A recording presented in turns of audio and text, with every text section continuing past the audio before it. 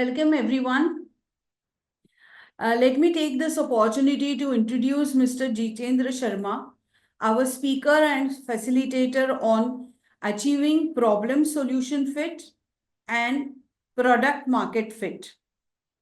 Mr. Jeetendra Sharma is a globally accomplished product marketing and management profession with over 32 years of experience across 16 countries.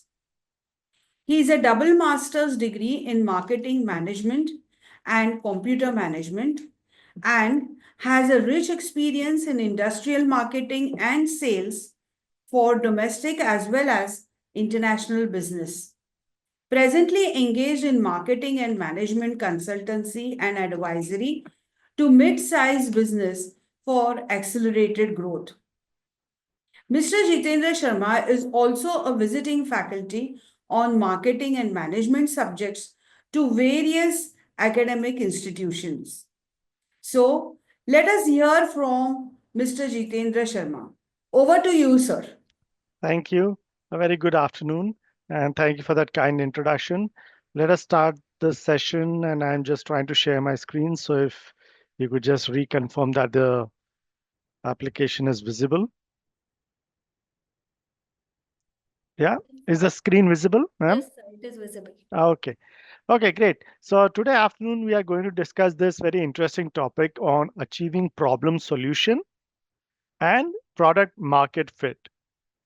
So let us start with me asking you whether any of you recognize what this is. Can anybody share? What do you think this is? Have you heard about it?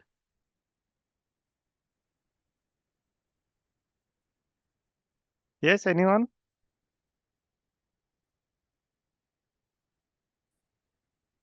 Have you heard about what this was or what this is?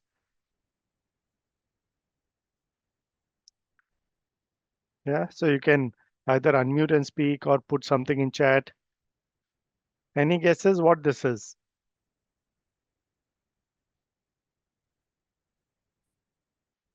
Okay, nobody? So this is Google Glass or the consumer version. So any of you have heard about Google Glass?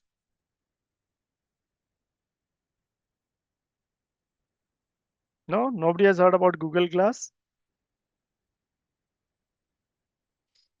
Okay, so this was Google Glass, and what happened was that Google launched this futuristic augmented reality glasses for the general public. It was really a cool tech, but most people didn't know why they needed it. There were also a lot of privacy concerns. That is, people feared being secretly recorded, and it was expensive. I mean, the price was close to $1,500. The result was that this product was quietly discontinued for consumers in 2015. So, the lesson for us from this example is that even if you have cutting edge technology without a real use case and user need, it won't sell. Let us look at another example. Again, let me ask you, does anybody know what this is? Have you seen or heard about it?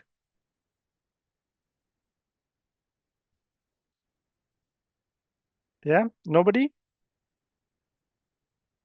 Okay.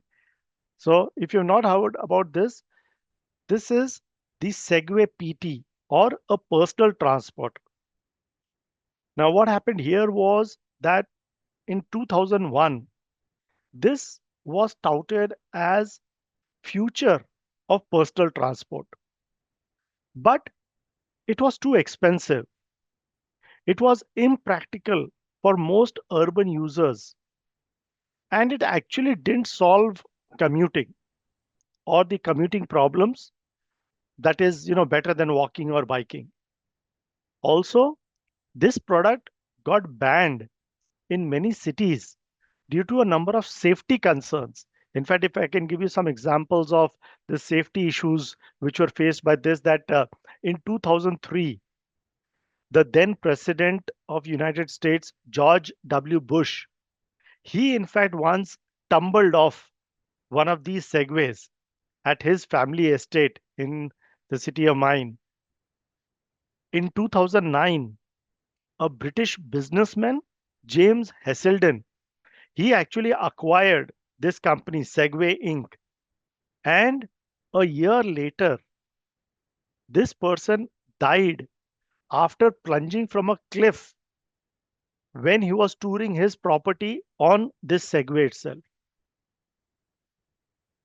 Another example is in 2015, a cameraman was riding this Segway and he ran into the Olympic sprinter Usain Bolt as Usain Bolt was taking a victory lap at the World Track and Field Championship in Beijing.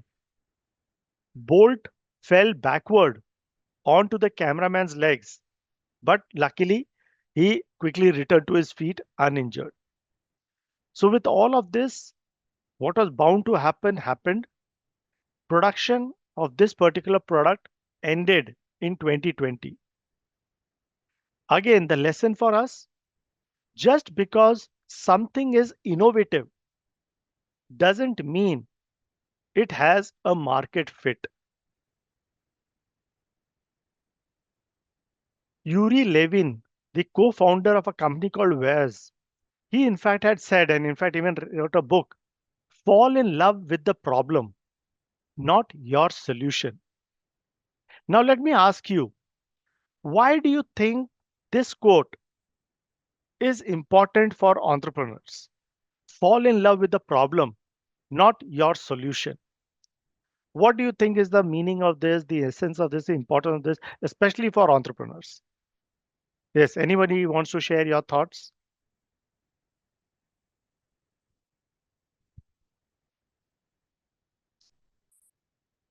Yeah, go ahead. Otherwise, again, this session will end up as a monologue and we may finish quickly. So, to make it more interactive for your interest, yeah. Anybody, why do you think this is a really good and important quote, especially for entrepreneurs? What does it mean? Fall in love with the problem, not the solution. Yes, anyone? Sir, I guess that problems give you many opportunities. Okay. Okay. Yes, definitely. And then why does he say fall in love with your problem, but not the solution? So, because when you are being concentrating on the solution, you will not be creative. You will not be innovative. But when you Right. are with the problem, you will be more innovative and creative. Very good. Good thoughts on that. In fact, exactly on that lines is what we are going to cover in this session. So thanks for sharing that. Now let me ask you another question. Has anyone, if you ever seen or bought a product which makes you to think, why does this product even exist? ऐसा कभी हुआ है कि आपने कोई product देखा हो या खरीदा हो एंड आपको लगता है अरे ये प्रोडक्ट ये है ही क्यों, ये क्यों बनाया गया है product? Anybody you can think? I'll give you some time to think. Any product, any solution, any service, and you think, why does this even exist? ये बनाया ही क्यों?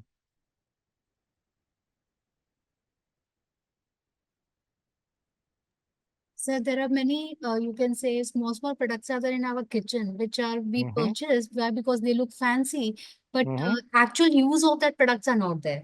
And when we Correct. actually give a deep thought on that, the product has been why it has been made, we do not know the reason of it. Only the publicity is there or the marketing is there, which has been taking care about it. Correct. So किसी ने खरीदा इसलिए आपने भी खरीद लिया. True. Even that, for example, if you want, I will give you the example of roti maker. हाँ. That roti maker is actually useless. It is. I don't know how many here would have tried it out. It sounds fancy, looks fancy, made for some purpose, but then possibly it's not meeting that purpose. Good. Thanks for that example. Anybody else? Any similar things come to mind? Anything you have seen कि अरे यार बनाया ही क्यों? Why does this even exist? I know many a time we think about some people. Why do these people even exist? But I'm talking about products and solutions. Okay, no worries. You can keep thinking.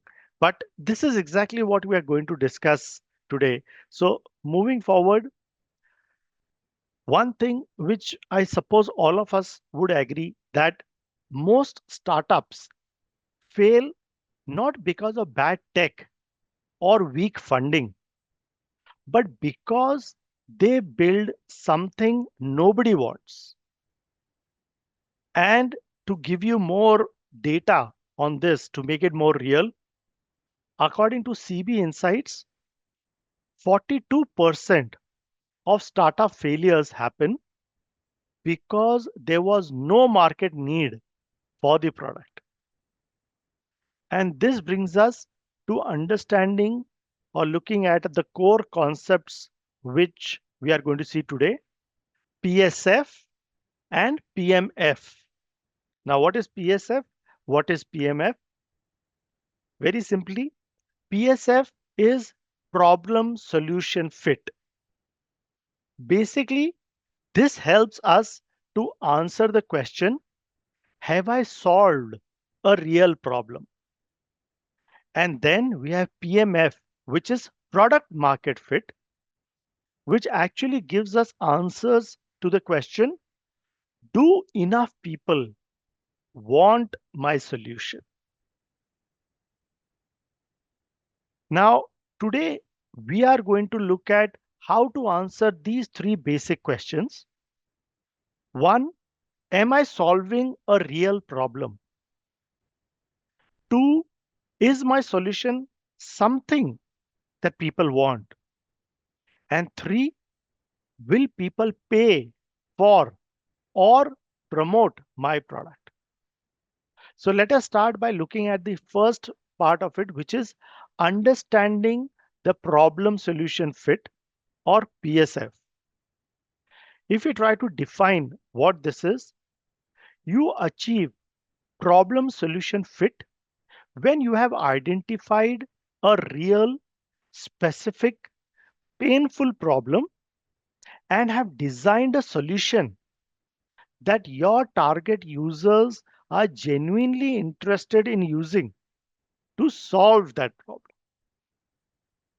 Now, having understood this definition, let us look at two key concepts related to this. The first concept is that not every idea solves a real problem. See, some ideas are based on assumptions or personal convenience. A real problem must be painful or annoying enough that people want a solution. Second, a real problem must be shared by a sufficient number of people, not just you or your friends. And third, a real problem must ideally be frequent or recurring. This is the time when you really have defined a problem. And that is a problem which you should actually then look at or start focusing. And then the second concept, building on the quote which we saw earlier: fall in love with the problem, not the product. Here, I would encourage all of us to become detectives like James Bond. But what we want to become are problem detectives. And how do we become detectives? One way is, for example, don't say, I want to build an app for pet food delivery. Instead, ask, what problem do pet owners face today that is not being solved well? Right? So, I'll just take a quick pause here So have you understood the problem solution fit concept based on these two concepts? Understanding the problem and then looking at the solutions. The key is understanding the problem. So I'll just take a pause here, just open it up in case somebody has any question to ask or any thoughts you want to share on this.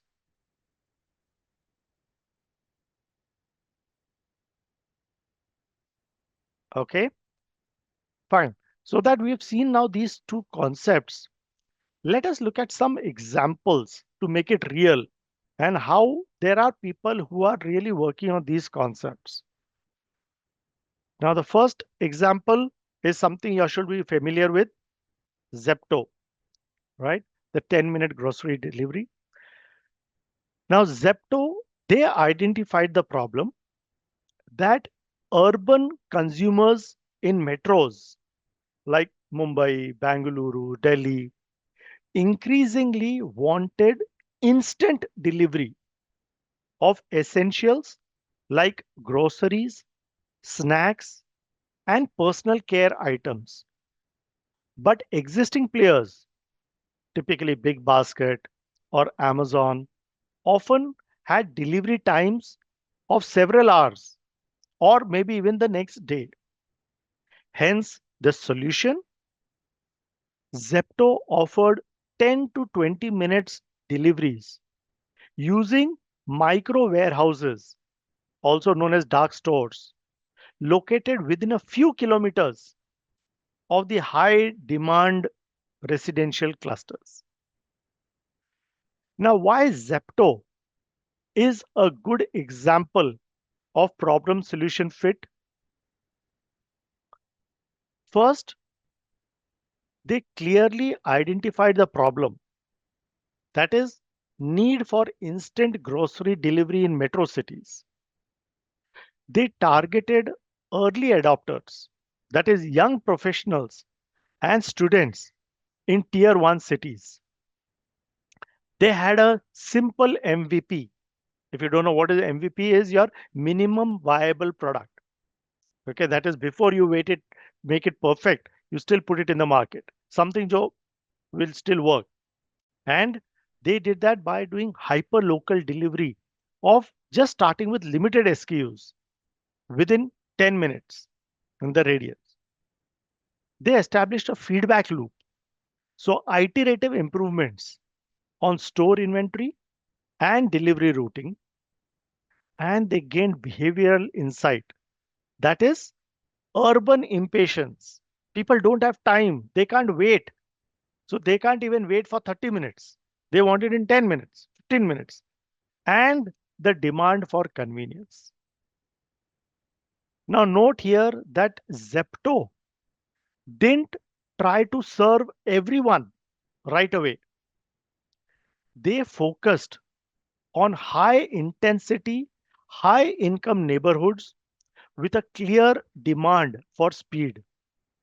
Also, they validated the demand before scaling by starting with a small zone in Mumbai and optimizing the backend before launching it elsewhere. Competitors like Blinkit and Swiggy Instamart also then followed Zepto, which just goes to prove that the problem was real and urgent. Okay. Now, let me just ask y'all, any of you have ever used any 10-minute delivery service? And has that helped you? And if yes, how has it helped you? What pain point, what problem did it actually solve? Yes, anyone? Have you used something like this, a 10-minute delivery?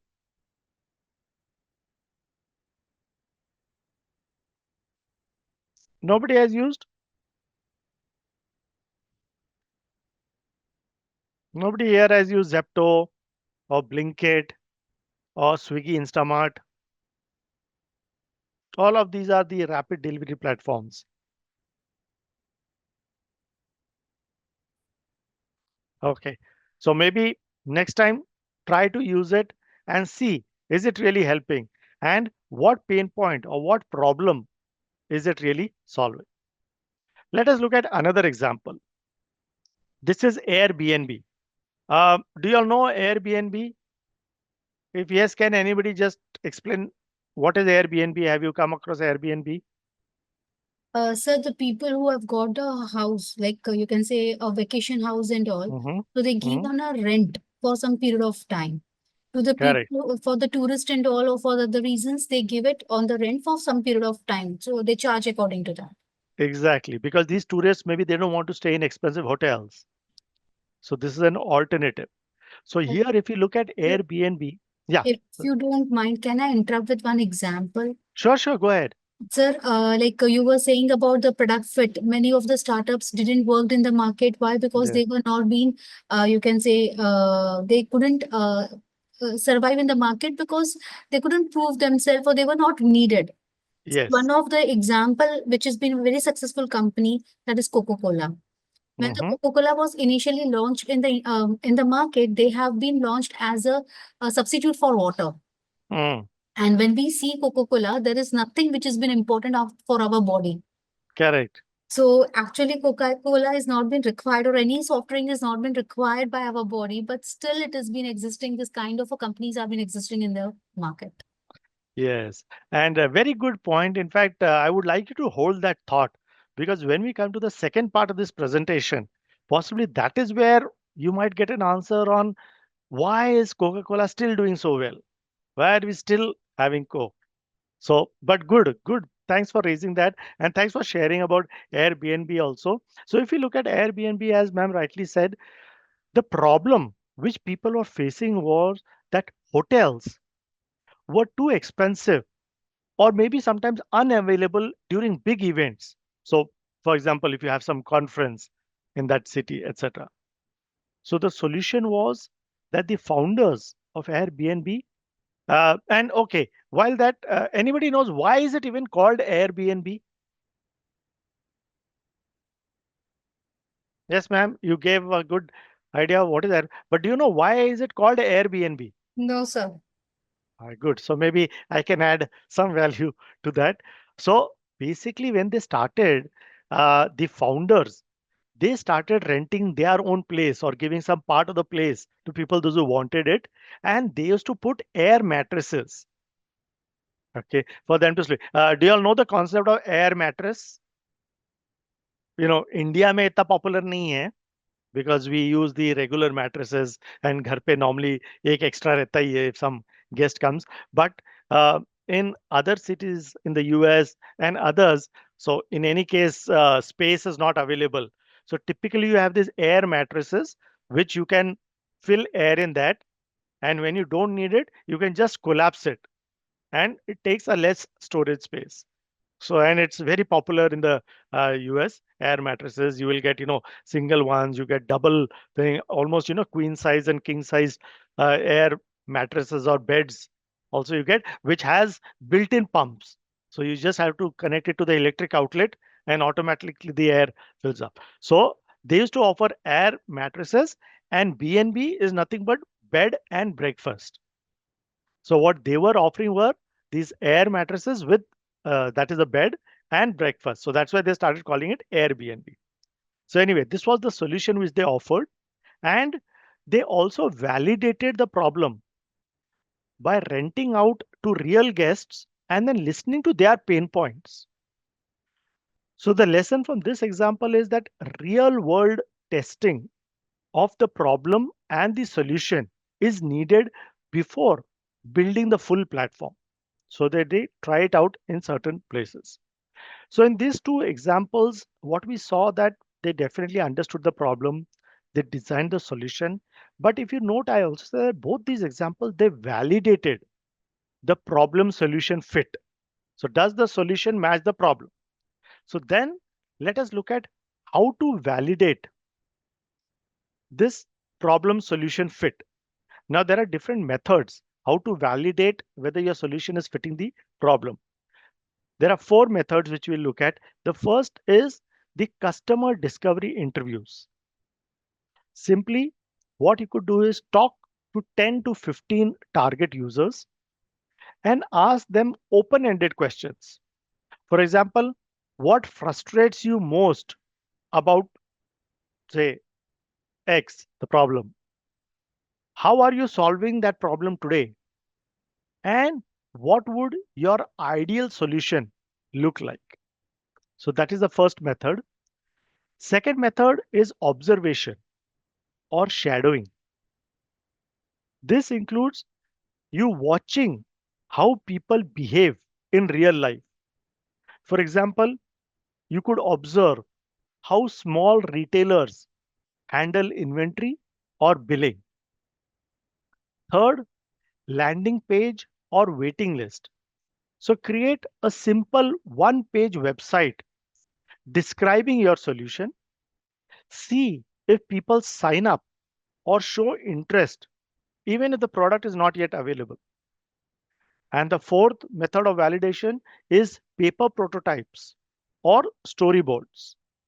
So possibly sketch your idea and show it to the users to get feedback before you actually start building something. Okay. Now let us look at some key takeaways from this problem solution fit. One, problem solution fit comes before product market fit. Second, validate your assumptions early with real people, not just ideas. And third, no strong problem equals no reason for your startup to exist. Because if there is no problem, then what are you trying to solve? So this was about product solution fit. Again, I'll take a quick pause here. Sorry, the problem solution fit. I'll take a quick pause here in case somebody has any questions to ask or anything you want to add to that regarding the problem solution fit. Okay. So if nothing, then let's now move forward. So we looked at the problem solution fit. Now let us move towards understanding PMF or product market fit. So what is a product market fit? Product market fit is the point where your product satisfies a strong market demand. It means customers really want what you're offering. They are actively using, paying for, and even referring others to your product. You are getting a pull from the market instead of pushing your product out. So conceptually, we have seen the problem solution fit. We now just understood the product market fit. So let us compare them and see what is the difference between a problem solution fit and the product market fit. In the aspect of focus, the problem solution fit focuses on, is the problem real? Is your solution usable? Whereas a product market fit tries to answer, is there a large enough market willing to pay and adopt it? From the validation aspect, the problem solution fit, the way you validate is, as we saw some ways of doing it, interviews, mock-ups, manual service. The product market fit, and we'll see this more in detail, usage metrics, retention, growth, revenue. And the outcome of a problem solution fit is idea validation, that the problem exists and this solution is the right fit to that problem. In product market fit, the outcome is getting a scalable business model which starts emerging and you can then grow your business. Now let's look at some signs to indicate that you have actually achieved a product market fit. One, customers are using your product repeatedly. Two, positive word of mouth or referrals without paid advertising. Your churn rate, that is customers leaving you, is low. So customers are there with you for a longer period of time. Customers are willing to pay and keep paying. You are getting unsolicited inbound interest. So more and more inquiries, more and more interest coming. Let us look at some real life examples for the product market fit. Do you all know about Dropbox? Anybody can just confirm what is Dropbox?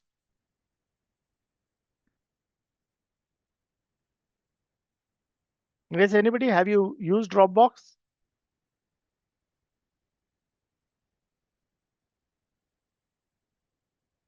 Yeah, nobody. I'm just checking whether anybody's writing anything in chat.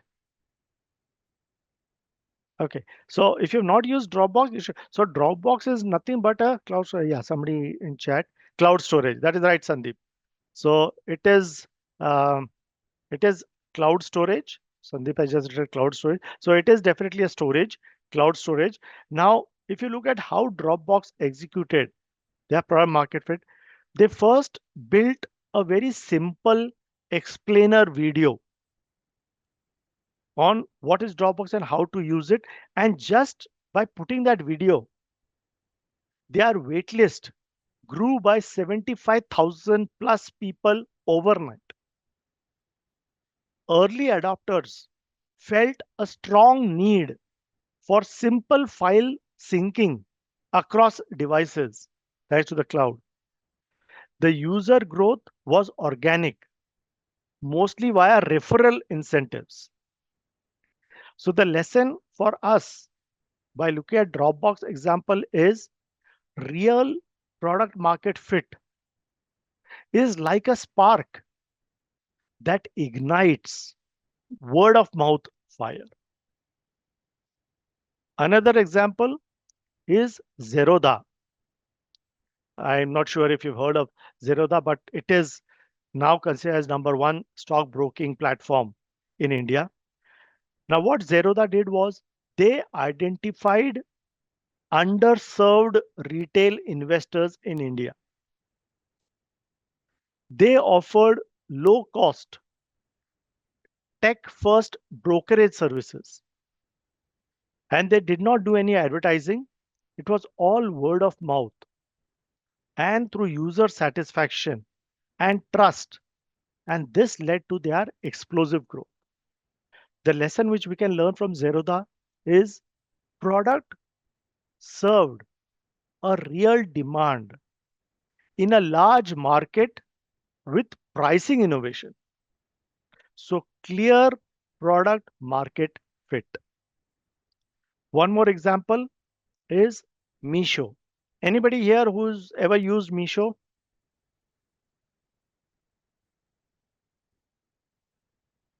No? Nobody does online shopping?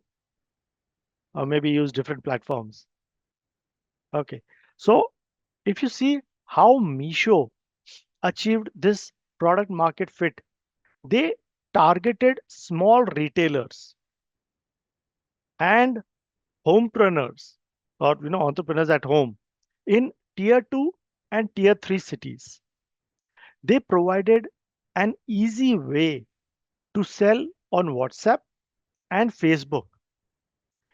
And Meesho achieved product market fit by solving the unique needs of a specific market segment, which is resellers. So the lesson for us is that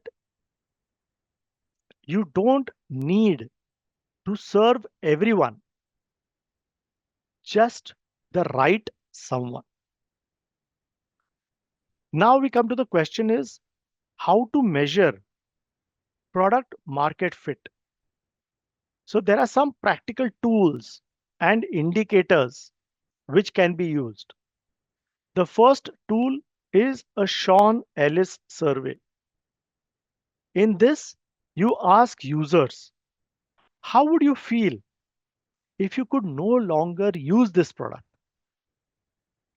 If 40% or more say that they would be very disappointed if they cannot use the product, you can say that you are near product market fit. Another way to do it is called cohort retention metrics. Here you check, are new users still around after 30 days, after 60 days, after 90 days? If they have left, are users coming back? This will give you a clear indication of a good product market fit. Third is something known as a NPS, on a net promoter score. So on a scale of 0 to 10, how likely are you to recommend this product? A high net promoter score means users love your product, and this is a strong sign for product market fit.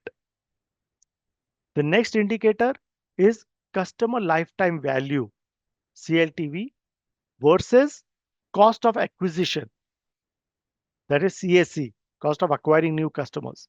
Now, if your customer lifetime value is greater than your cost of acquiring customers by a good margin, it means your business is viable and you have achieved product market fit.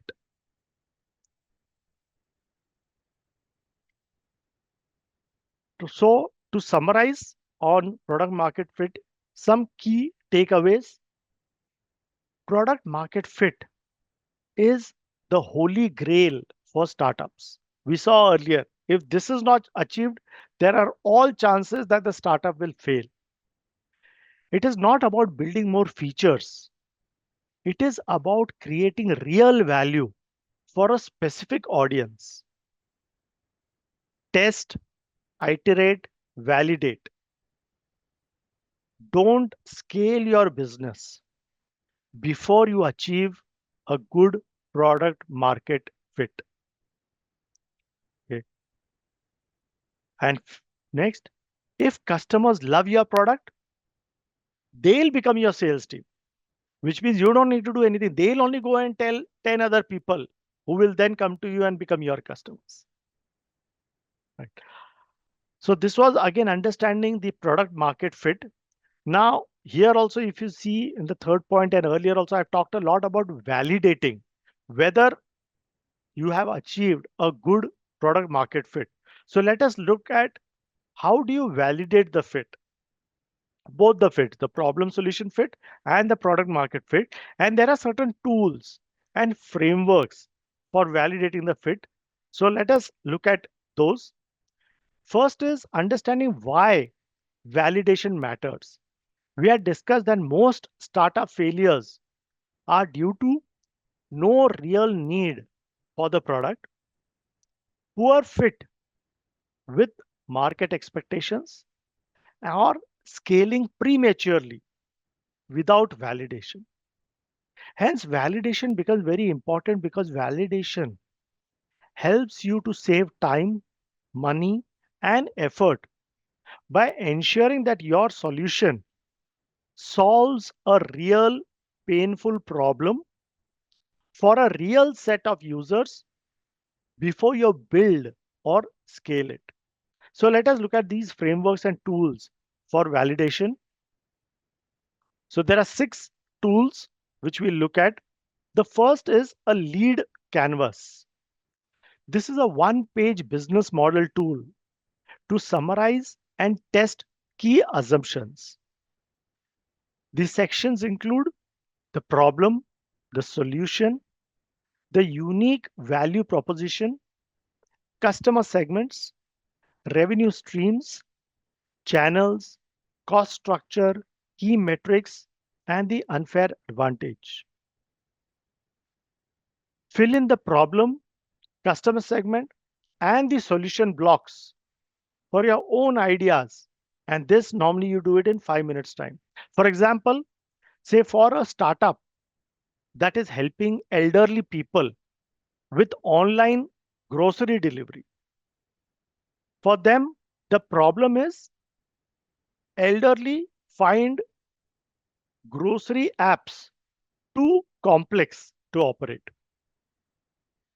The segment is 60 plus age group and urban retirees. Your solution is a simple call or SMS based ordering service. So they don't need to go through the app and all, just make a phone call. The second tool is a value proposition canvas. This helps align your product features with your customers' needs. So, what you do here is you split into two parts. One is the customer profile, that is the jobs, what are their pains, what are the gains, and you do a value map of the product and services, the pain relievers, and the gain creators. For example, we just saw Misho. Now, Misho's reseller customers, the customer pain was no inventory and no logistics. The gain creator earn from home with zero upfront cost. And the pain reliever, one click reselling with delivery support. Now, a great tool to check is, are we really delivering value where it matters?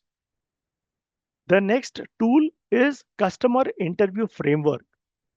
See, the best validation comes from talking to real people. So, here is where you should teach everybody to ask these questions. What is the hardest part about doing something today? What tools or workarounds are you using now? If we offered, why would that be helpful and why? In fact, I don't know whether you all know of the 5 why technique, okay, where you should ask why 5 times. Only then will you reach the root cause or the problem. The next technique is a fake door or a smoke test, where you create a landing page or a feature button without the actual product behind it. So that's why it's called a fake door or just a smoke test. Test whether people click, sign up, and express interest. For example, we saw Dropbox. Dropbox had used a 2-minute explainer video, and just with that, they gathered more than 75,000 email signups even before they built the product. The next tool is a Sean Ellis test, which is a survey tool to test the product market fit, where you ask the questions: how would you feel if you could no longer use this product? Would you feel very disappointed, somewhat disappointed, or not disappointed? If 40% plus people say very disappointed, you are likely or near the product market fit. And if you are below that, you have to then iterate and get deeper, which we'll also look at. And the last tool is A/B testing. So A/B testing is where you test two variations of a product or a feature with users to see which of these resonates more. For example, button A says download now, button B says try free for 30 days. So see which one has a better conversion. This works well once the product is built, but it could also be used maybe with prototypes or early prototypes. So again, I'll just take a quick pause here. Any questions around understanding this whole validation before we look at some real examples? Okay. So no questions, then let's look at some examples. So y'all all know about Urban Company, which earlier was called Urban Clap. Now their initial hypothesis was people needed help finding reliable plumbers and electricians. They used customer interviews and manual matching to test the idea. They started, it started as a simple web form and manually connected professionals to customers. Once the demand was proven, they then built this platform and they scaled. So the takeaway here is validation came before actual development. Another example, or okay, so this was one example. Now, some key takeaways from what we've seen on the validation is don't guess that are you achieving a good fit or no. Validate. Use structured tools to refine and test your assumptions, which we just looked at. Validation is not a one time step, but a continuous cycle of learning, and focus on evidence, not emotion.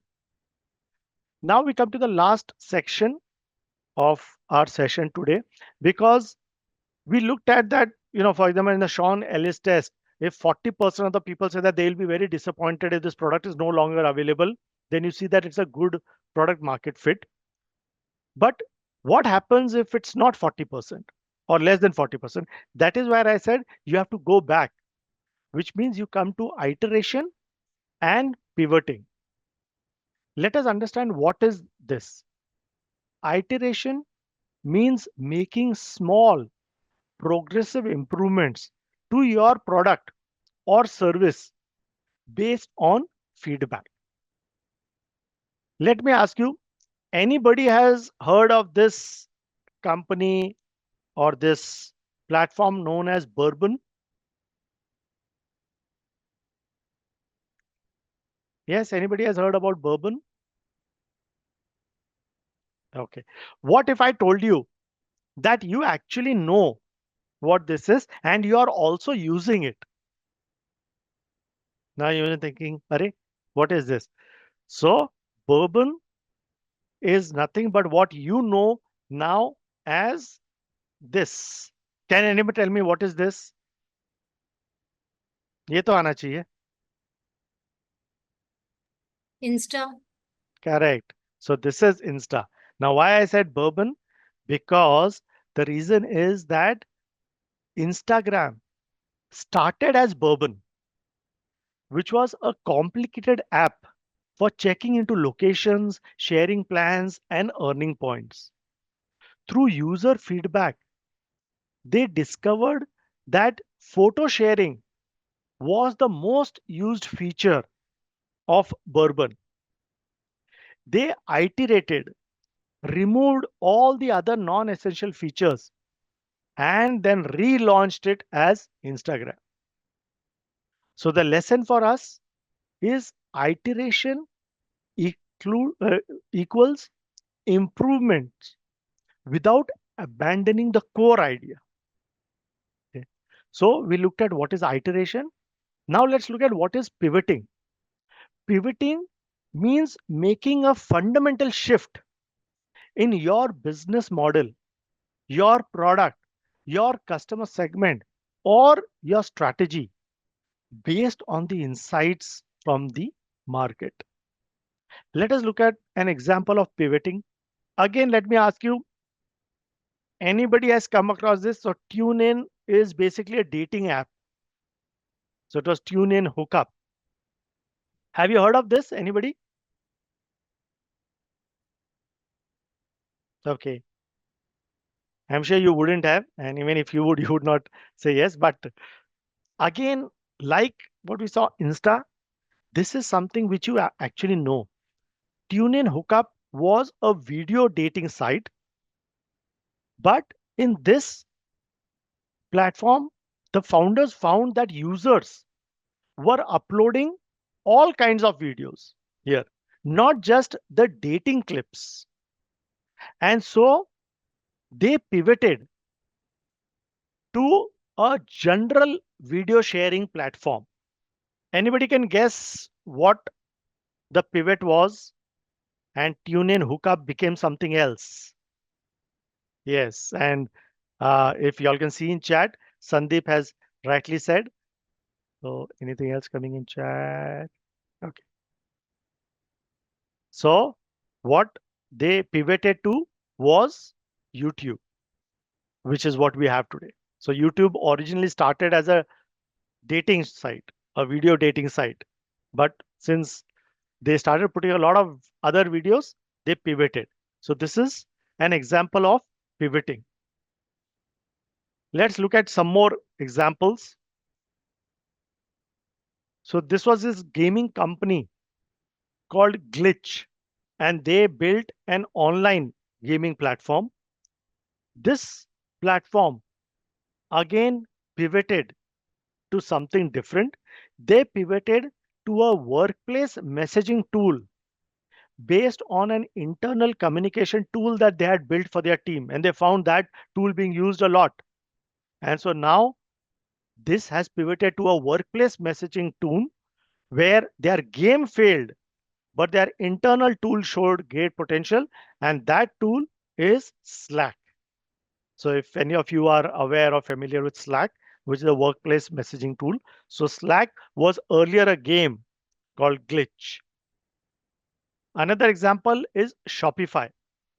So originally, Shopify was an online store for snowboarding equipment, and they pivoted to a platform for building e-commerce websites.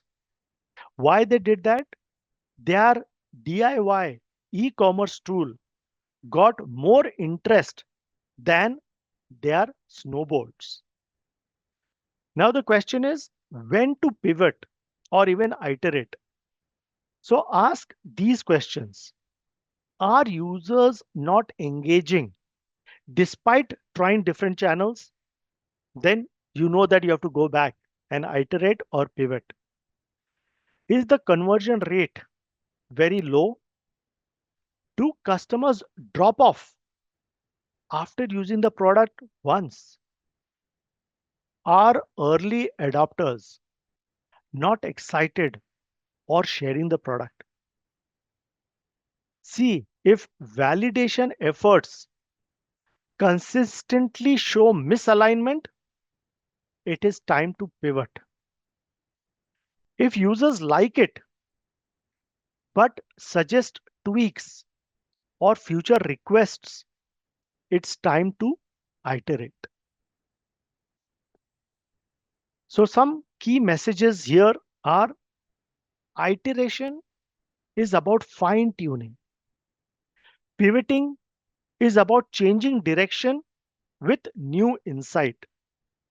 Both are signs of a learning mindset, not failure, because success rarely comes from sticking to the original idea blindly.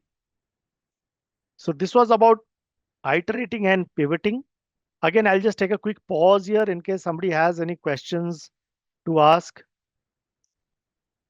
around iterating or pivoting. Okay. So now, before we close for today, let us look at some real life examples covering all that we saw. We had touched these examples earlier, but now let's look at them in totality from a problem solution fit, product market fit, etc. So we had looked at Airbnb. Now, if you look at the case study of Airbnb, their problem solution fit, their problem they addressed was travelers attending sold out conferences couldn't find affordable lodging. Solution: renting out air mattresses in apartments was cheap, convenient, and had a local charm. So that was the PSF part of it. Now we look at the PMF part of it, the product market fit. They tested and refined their model in cities where big events were taking place, like the Comic Con, SXSW, etc. And they scaled after seeing repeat users and consistent bookings. Why it worked? Airbnb solved a real pain point. They aligned with changing consumer preferences, which is authentic local stays over hotels. Another example which we had seen earlier, Dropbox. If you see their PSF problem, people found it hard to access and sync files across devices. The solution: an easy to use file syncing and cloud storage service. How did they achieve product market fit? Dropbox, as I told you, used a simple explainer video as their minimum viable product. Massive waitlist growth validated user interest before they even wrote a single line of code. So there were more than 75,000 people who really loved their solution before they even actually had it to them. Why it worked? There was a clear, widespread pain point. Everybody had that problem. And viral sharing embedded in the product's user referral program. So they had a fantastic user referral program. And let us look at the last and another example which we had seen earlier, Misho. How did they achieve problem solution fit? The problem was small businesses and housewives needed a way to sell products online without inventory. Solution: social commerce platform for resellers using WhatsApp and Facebook. PMF: they focused initially on tier 2 and tier 3 cities in India. They built tools tailored for that demographic. That is cash on delivery, low data usage, vernacular user experience, and user interface. Why it worked? Localized product for India's unique needs. And they identified the right user segment and then they went deep. So, just to summarize certain key takeaways from the problem solution fit and the product market fit, case studies reveal the reality of entrepreneurship. It's messy, iterative, and rarely a straight line. Understanding the difference between finding the right problem to solve and the right market to serve is crucial. Learning from others' successes and mistakes accelerates your own decision making. And my final slide, as Seth Godin had once said, don't find customers for your products, find products for your customers. So that was all what I had to share. I'll hand it back for any questions. But before that, as always, in case anybody wants to remain in touch with me, you can connect with me here on LinkedIn. I'll also share this on the chat platform so that you can connect. And now I'll stop sharing and I'll hand it back for the Q&A in case somebody has any questions to ask. Yes, ma'am. So over to you to just moderate the Q&A in case somebody has any questions or questions to ask. Thank you so much, sir. Any questions?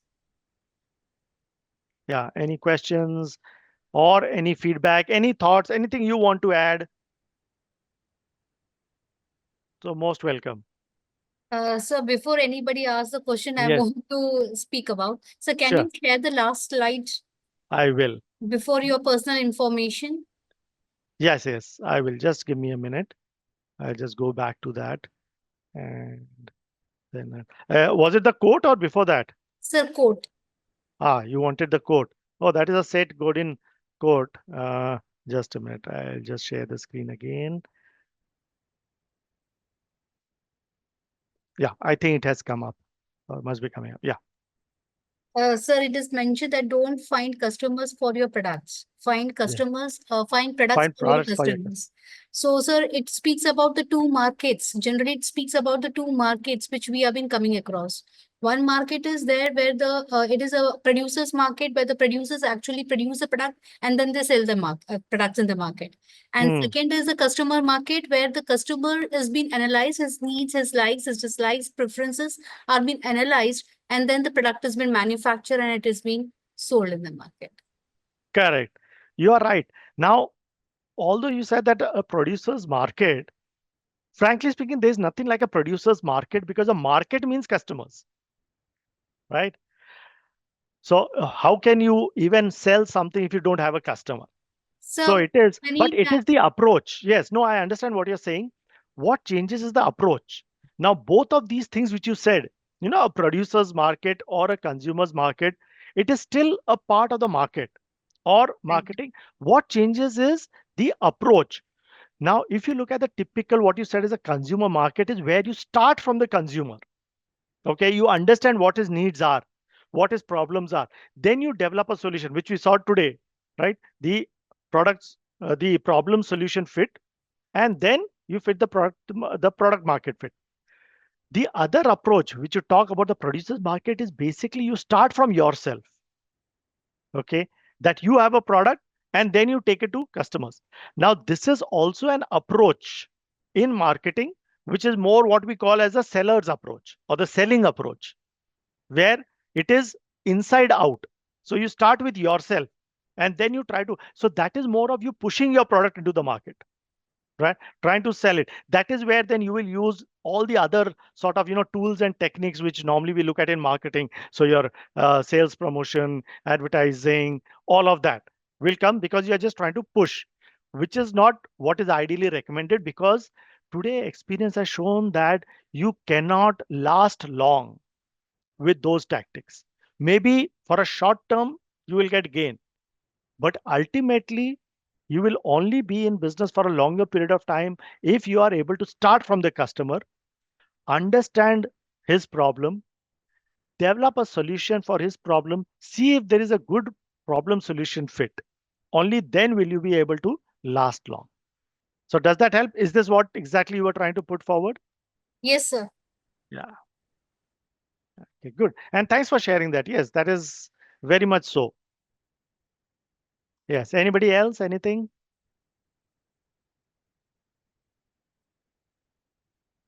Okay. So I think no more questions. Good afternoon to all and to one and all present for the session.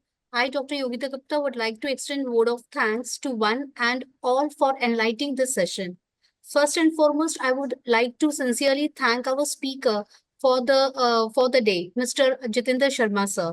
Sir has brilliantly highlighted the insightful and engaging session on journey towards achieving problem solution fit and problem market fit, which is an ongoing one filled with learning, adaptation, and continuous improvement.